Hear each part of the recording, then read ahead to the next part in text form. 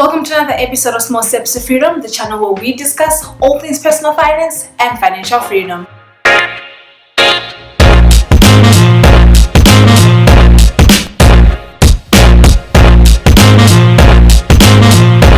Welcome to another episode of Small Steps to Freedom. My name is Tando and I am your host for this channel. And on this episode, we'll be talking about ways that you can actually avoid spending too much money or overspending this Valentine's Day. So I'll be giving you 4 tips that you can actually keep in mind when you're going through planning for your Valentine's Day, or actually executing on Valentine's Day itself. So tip number 1 is plan. You have to plan for Valentine's Day in advance. That way it's not a surprise to you when the day actually comes around, or you're actually not under pressure. So it's really great for you to actually plan, not just for your finances. It's actually really great in terms of actually like managing your stress levels as well when the time actually comes around, because you don't want to be panicking, thinking about what you should get this present, how much it's going to cost, where you're actually going to get that money now out of the blue. Is Valentine's Day is not on the same day every single year, so you can actually plan for Valentine's Day. So for example, if someone has saved 100 rand every month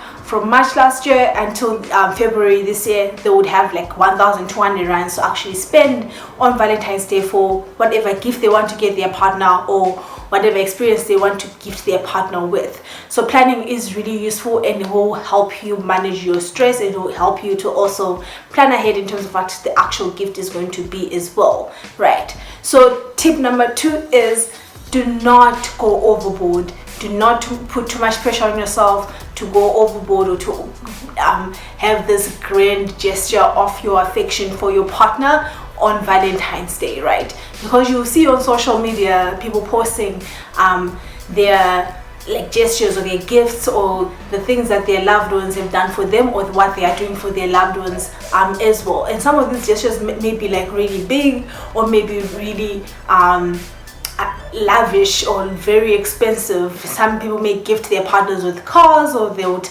actually fly their partners to on vacation or something like that, which is perfectly fine. But it's really important for you to remember what your own financial situation is, or what type of gift that you can actually afford within that financial situation, and within maintaining your progress towards your goals as well, right? So you buying a gift on Valentine's Day should not derail you from your goals, or your 2020 goals, or your life goals essentially, right?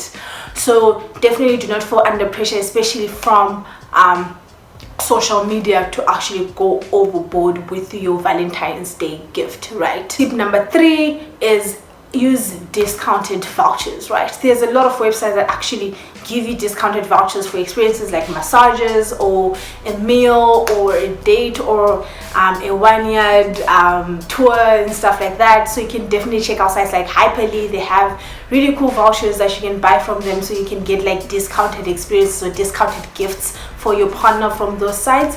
That way you can actually stretch whatever amount that you have to spend on Valentine's Day, and get a lot more out of it than you would usually. The last tip from me is, please do not overthink it.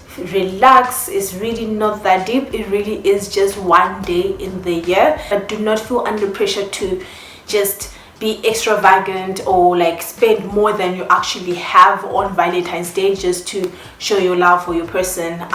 So definitely relax. It's not that deep, because you have every other day to actually show your love and appreciation for your partner. And matter of fact, you actually should be doing that on a daily basis regardless, and not just waiting for February 14 to actually show your love for your person, right? So those are my 4 tips on how you can actually stick to your budget, or actually be able to stick to your financial plans, and be able to express your love for your partners without actually derailing from your financial plans, right? But the really important key here is just that remembering that February the 14th is only one day, and you will get many more other days to actually express your love for your partner. I mean, there are 365 days in a year, right? So you have a lot more opportunities to actually express the love on a daily basis. So definitely do not leave it just up to the Friday, February the 14th, and now you have this huge pressure to like express your love, right? So those are my tips how you can actually survive Valentine's Day this year. If you have any other tips that you'd like to share, please share them in the comments below. Hit the like button if you actually enjoyed this content and found it valuable. Subscribe for more content on personal finance, and be sure to follow me on Twitter at Evolving to Live. I'm very vocal on personal finance in that space. And until I see you on my next video, it's bye for now.